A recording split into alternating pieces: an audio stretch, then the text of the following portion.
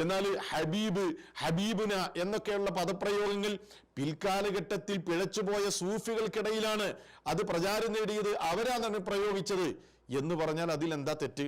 അതല്ല, സഹാബിമാരത് പ്രയോഗിച്ചിരുന്നു, അങ്ങനെ ഒരു പ്രയോഗം സഹാബിമാർക്കിടയിൽ ഉണ്ടായിരുന്നു, വിശേഷം ഉണ്ടായിരുന്നു എന്ന് ഈ ഫൈസൽ ഹസനിക്ക് തെളിയിക്കാൻ പറ്റുമോ? തിരുനബി സല്ലല്ലാഹു അലൈഹി വസല്ലമ തങ്ങളെ കുറിച്ച് ഹബീബ് എന്ന് സഹാബികൾ പറഞ്ഞതായി പരിചയപ്പെടുത്തിയതായി തെളിയിക്കാമോ എന്ന് മൗലവി വെല്ലുവിളിച്ചിരിക്കുന്നു.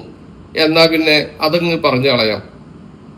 ബഹുമാനപ്പെട്ട ആയിഷ ബീവി റളിയല്ലാഹു അൻഹ, അബൂ ഹുറൈറ റളിയല്ലാഹു അൻഹു, അതേപോലെ തന്നെ അബൂ ദർ റളിയല്ലാഹു അൻഹു, അംർ ഇബ്നു മഹ്ഖ് റളിയല്ലാഹു അൻഹു, സൽമാൻ റളിയല്ലാഹു അൻഹു, അതുപോലെ തന്നെ അബൂ ഹുറൈറ റളിയല്ലാഹു അൻഹു, യാസിർ റളിയല്ലാഹു അൻഹു, ഇങ്ങനെ ധാരാളം സ്വഹാബികൾ നബി സല്ലല്ലാഹു അലൈഹി വസല്ലം തങ്ങളെ ഹബീബി എന്ന് പരിചയപ്പെടുത്തിയിട്ടുണ്ട്.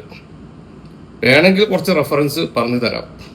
സ്വഹീഹ് മുസ്ലിമിന്റെ 86-ാമത്തെ ഹദീസ്, സ്വഹീഹ് ഇബ്നു ഹിബ്ബാന്റെ 6713-ാമത്തെ ഹദീസ്, സുനൻ അബീ ദാവൂദിന്റെ 4164-ാമത്തെ ഹദീസ്, അതേപോലെ നസായിയുടെ 2404-ാമത്തെ ഹദീസ്, മുസ്നദ് ബിൻ ജായിദിന്റെ 3422-ാമത്തെ ഹദീസ്, മുസന്നഫ് ബിൻ അബി ഷൈബയുടെ 10700-ാമത്തെ ഹദീസ്, അതേപോലെ തന്നെ മുസന്നഫ് ഇബ്നു അബി ഷൈബയുടെ തന്നെ 24834-ാമത്തെ ഹദീസ്, അതേപോലെ അഹ്മദ് റഹ്മത്തുള്ളാഹിയുടെ ഫളായിൽ സഹാബ എന്ന കിതാബിന്റെ 1130-ാമത്തെ ഹദീസ്, മുസ്നദുൽ ഹാരിസിന്റെ 1112-ാമത്തെ ഹദീസ്.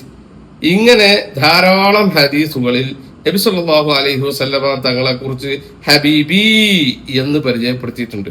പിന്നെ മൗലവിമാർക്ക് ഒരു കാര്യം കേൾക്കണോ, ഈ സ്വഹാബികള് നബി സല്ലല്ലാഹു അലൈഹി വസല്ലമ തങ്ങളെ കുറിച്ച് ഹബീബി എന്ന് പരിചയപ്പെടുത്തിയിട്ടില്ലെങ്കിലും അങ്ങനെ പറയുന്നത് തെറ്റാണ് എന്ന് നമുക്ക് അഭിപ്രായമില്ല.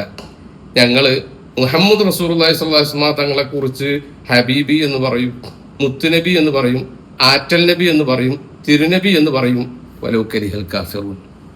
സല്ലല്ലാഹു അലാ സയ്യിദിനാ മുഹമ്മദിൻ വഅലാ ആലിഹി വസഹ്ബിഹി വസല്ലം.